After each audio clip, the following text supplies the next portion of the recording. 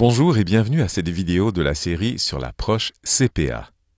L'approche CPA est une méthode de résolution des problèmes professionnels comportant 5 volets. La présente vidéo porte sur le deuxième volet, soit l'évaluation de la situation. Évaluer la situation, c'est un peu comme prendre une photo d'un paysage avant de commencer un travail précis. Votre objectif est de bien comprendre le problème afin de planifier votre travail de manière efficiente et efficace. Votre évaluation s'effectue en 3 étapes principales. Prendre un instantané de la situation pour comprendre le problème dans son ensemble, zoomer sur des aspects précis du problème pour obtenir une image plus complète, établir un plan de travail détaillé. Pour procéder à l'évaluation, commencez par prendre un instantané de la situation pour acquérir une idée générale de ce que vous avez à faire et de la situation dans son ensemble. Par exemple, un client externe ou interne peut vous demander de fournir un service ou de réaliser une analyse et vous transmettre des informations générales que vous utiliserez comme point de départ pour la prochaine étape. À la deuxième étape de l'évaluation de la situation, vous utilisez le zoom pour obtenir une image complète et détaillée de l'information situationnelle, soit les principales questions, c'est-à-dire les problèmes fondamentaux ou les décisions cruciales à étudier, ainsi que les solutions viables possibles. Les professionnels débutants font souvent l'erreur d'aborder uniquement les questions et les solutions évidentes et ratent ainsi des occasions d'ajouter plus de valeur pour les clients internes ou externes. Il leur arrive également de perdre du temps à analyser des solutions qui pourraient être écartées d'emblée parce qu'elles sont irréalisables ou trop exigeantes. Les buts et les objectifs du décideur, d'où découleront les critères que vous utiliserez plus tard pour établir un ordre de préférence parmi les différentes solutions possibles et pour dégager des conclusions. Les besoins et les préférences d'autres groupes importants de parties prenantes, comme les gestionnaires, les actionnaires, le personnel ou la clientèle. Les contraintes internes ou externes. Par exemple, les CPA doivent toujours se soucier de respecter les normes professionnelles, les principes d'éthique, les lois et les règlements. Les décisions concernant une organisation peuvent également être assujetties à des contraintes comme les taux de rendement exigés, les limites de capacité de production, les clauses restrictives des contrats d'emprunt ou la compatibilité avec la stratégie de l'entreprise. Les ressources professionnelles comme le manuel, la loi de l'impôt sur le revenu et le code de déontologie. Dans le cadre du programme de formation professionnelle, ces ressources incluent également les fiches d'information et les autres documents relatifs au programme. Les autres facteurs situationnels clés, comme la conjoncture économique, les possibilités ou les menaces pour l'entreprise et les risques. Tout autre renseignement pertinent qui pourrait vous être utile pour traiter le problème, comme les états financiers, les mémorandums, les entretiens et les analyses.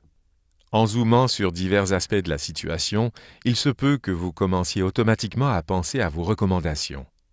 Les professionnels débutants tirent souvent des conclusions trop hâtives sans avoir effectué une analyse adéquate, ce qui nuit à la qualité de leurs conseils. Essayez d'être patient lorsque vous évaluez la situation. Plus vous ferez preuve d'objectivité et de minutie à cette étape de l'approche CPA, meilleurs seront vos résultats globaux. Vous devez parfois effectuer une ou plusieurs analyses préliminaires pour en apprendre davantage sur la situation à laquelle vous faites face. Voici quelques exemples de techniques d'analyse couramment utilisées pour ce faire. Analyse financière à l'aide de ratios, de l'analyse des tendances ou de l'étalonnage. Évaluation du seuil de signification dans une mission de certification. Évaluation des risques. Analyse de l'environnement interne, par exemple la mission et la vision, les facteurs clés de succès, les compétences fondamentales, l'analyse de la chaîne de valeur ou les forces et faiblesses selon l'analyse FFPM, c'est-à-dire l'analyse force, faiblesse, possibilité, menace. Analyse de l'environnement externe, par exemple les possibilités et les menaces selon l'analyse FFPM, les 5 forces de Porter. L'analyse des facteurs politiques, économiques, socioculturels, technologiques, écologiques ou environnementaux et législatifs, les facteurs clés de succès ou les principaux risques. La dernière étape de l'évaluation de la situation consiste à créer un plan préliminaire du travail à effectuer.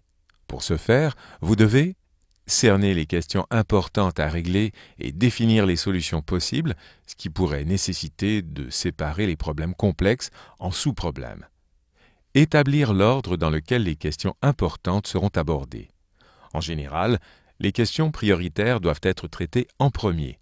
Toutefois, une question peut être traitée en priorité si elle influe sur une autre. Par exemple, l'analyse des questions relatives à l'information financière sera abordée avant la préparation des états financiers. Recueillir plus d'informations situationnelles pour chacune des questions importantes au besoin. L'évaluation de la situation peut être divisée en différents niveaux. Le premier niveau correspond à l'évaluation globale de la situation. Revenez en arrière pour réexaminer l'évaluation de chaque question importante.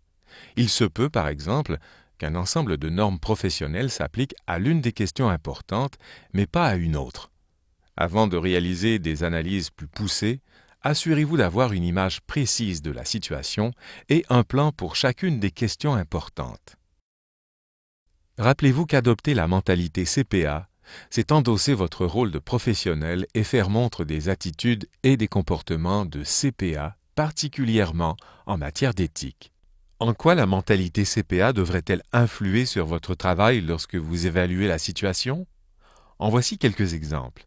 Lorsque vous évaluez la situation, vous devez déterminer les conflits possibles avec le code de déontologie. Vous devez également appliquer les compétences habilitantes. Par exemple, pour agir avec diligence, vous devez vous concentrer sur les préoccupations des décideurs et des parties prenantes, même si elles ne sont pas exprimées explicitement, demeurer à l'affût des changements et des circonstances nouvelles, lire et consulter attentivement les ressources professionnelles et les autres documents. Vous pouvez également accroître la qualité et l'exhaustivité de votre évaluation de la situation en demeurant objectif, en conservant une attitude mentale indépendante et en faisant preuve d'esprit critique. Enfin, cherchez des façons d'établir des liens entre les divers éléments de la fonction comptable et entre les divers éléments de l'ensemble de l'organisation.